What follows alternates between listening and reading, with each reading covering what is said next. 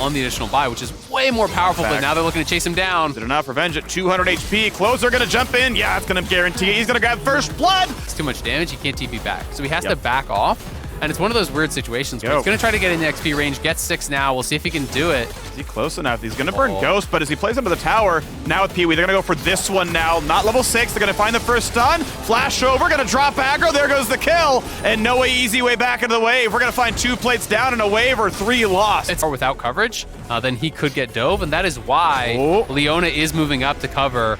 We'll see if she's going to be there in time, and I think both teams kind of giving her respect, knowing that both teams are making the appropriate plays. Leona is missing bot.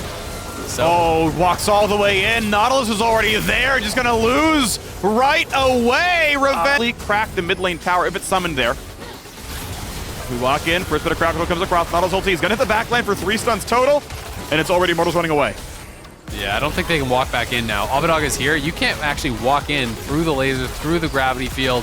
So they're just zoning it out. They're going to grab themselves another Herald. So Immortals move 5 men up here.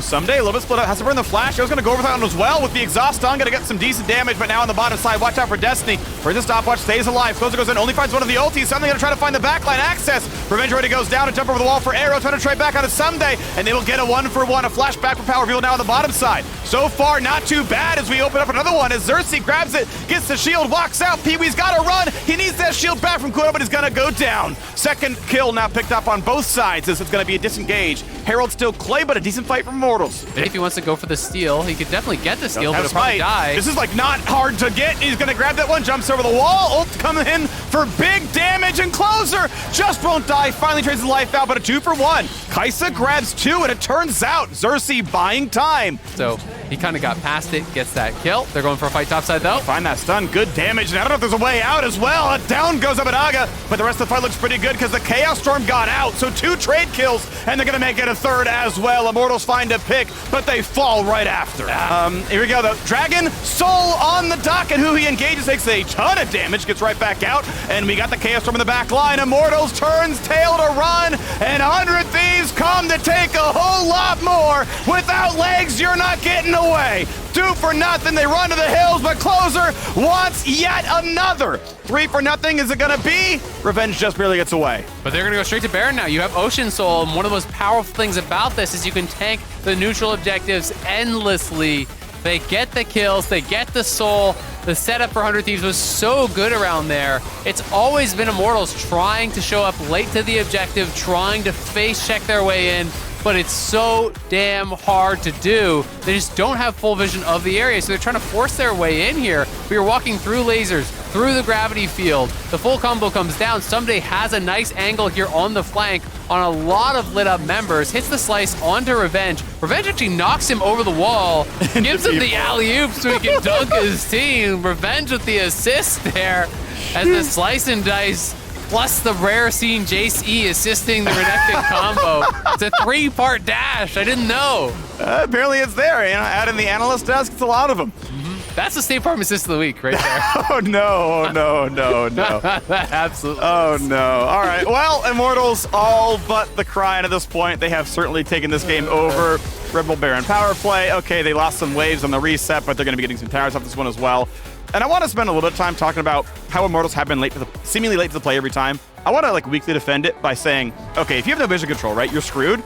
Like, maybe you hope someone's out of vision currently fighting the dragon when you come in. Like, timing-wise, if you can't get the vision control, go in at spawn, hope FBI's like, you know, currently between cooldowns or Abadaga's burned a laser. It's like your best individual chance to take a fight, but I mean, it's so tough. Like, they're so far out. I mean, you're way down in gold, right? And it's one of those situations that they don't feel that they can take fights, so they try to get as much gold as possible and show up to the fight right on time, having spent all their gold, and they're hoping that they can make something happen there. But you're then down on positioning, you're down on information, and you're down on gold. So I do think it's a really, really difficult way to play it out. They're pretty limited because 100 Thieves, I think, has done a great job choking them out and controlling the vision. So this is, you know, more credit to 100 Thieves. But it's very rare that you show up without vision and you can win a fight against a team that has more vision and more gold. It just almost doesn't happen. And I think it's even tougher when there's multiple forms of hard engage, as there is here with Diana, with Nautilus, even with potential flank from the Renekton, which becomes a reality when you don't have eyes on him. So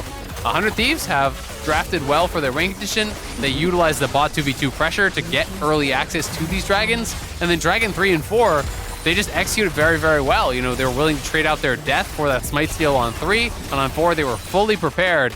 They get kills off it, they get the soul off it, they get the Baron off it. Yep. This is the 100 Thieves that a lot of people have been waiting to see, that they have been less consistent this year than they were last when they actually had their championship run. And everyone kind of expected them to be up the top of the table with TL and C9. They are a couple games back, so they've got some work to do, but it doesn't really matter what your record is if you can make it to playoffs in a really good form, then they can be a team to challenge. It's pretty soon they're going to be a lock for third place unless Cloud9 drops a game. It's going to be the 100 Thieves Team Liquid, upper bracket, first round match. Like we are running towards that being our first round playoff match. And so 100 Thieves like, hey, you've got 5 games, kind of this one, to be ready to fight TL in the best of 5 unless something really weird happens in the standings.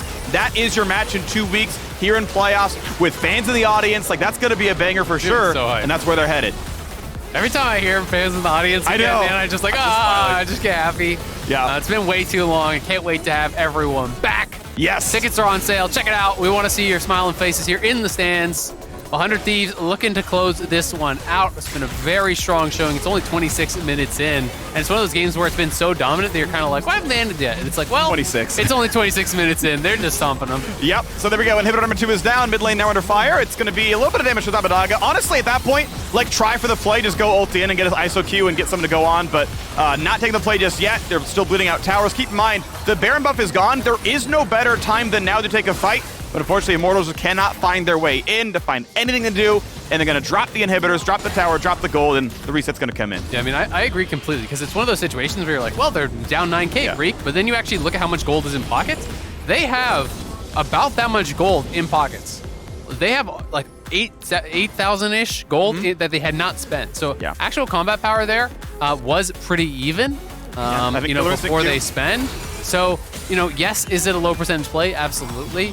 But you have to go for low percentage plays because there's no higher percentage play that's left to you, right? Exactly. That 5% is your best shot that you're going to get in this one. Yeah, the let them reset play is lower percentage than ult in as Kaisa and hope.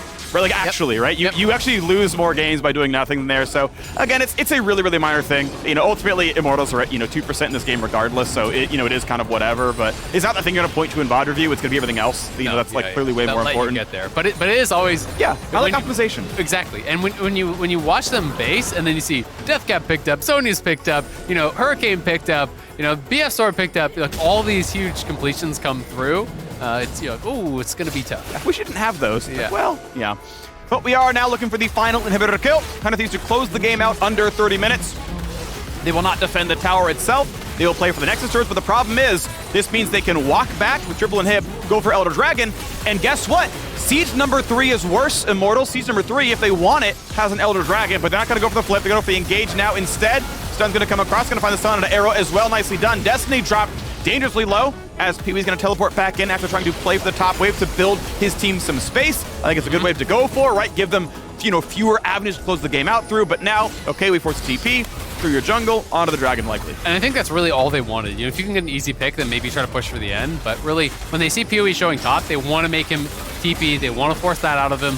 So now the top wave is going to stack up because he couldn't push it all the way out. They're going to have to use that second TP to try to contest here. No but flash. He literally cannot smite this. There's not a way to steal it. There we go. Dragon and claimed revenge. Could have tried for the shock blast, but I believe it would have been through Fog of War. So now the team fight starts. Elder Dragon's on. Down goes 1, 2, 3. Here comes number 4. And a flash for revenge. You might as well try to get one kill on FBI. He's sidestepping the shots. I mean, at least the fancy footwork's good. Is that Neo? But it's a flash forward. It's a kill. It's the ace. And 100 Thieves gonna close this one out under 30 minutes. A Bud Light ace on 16-6. 100 Thieves retain third place. And if Immortals want to join the fans and be on stage, they gotta find 3 wins the next 4 games. It's gonna be tough for Immortals, especially off of a game like this. Pretty disheartening. 100 Thieves, though, coming up big in their first game of the weekend. We're getting down to it. Second last weekend.